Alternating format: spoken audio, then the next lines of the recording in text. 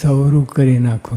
જેમ આપણે દુઃખી થઈએ એવા પ્રસંગો બને, આપણે દુઃખી થઈએ, આપણને ના ગમે, પણ ગમે આપણે ગમે એટલે ટૂંકમાં અવરાઈ બધી કાઢી નાખી અને બધું સવરું ગ્રહણ કરવું.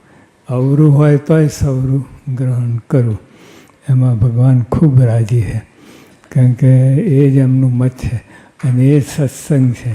સત્સંગમાં જો આપણે અવરું લઈએ તો આપણને દુઃખ થાય, બીજા આપણા યોગમાં આવે એ બધે દુઃખી થઈએ, કારણ કે આપણું રડ કરીએ, આપણું ચૂં કરીએ તો બીજા બધા ચૂં કરે.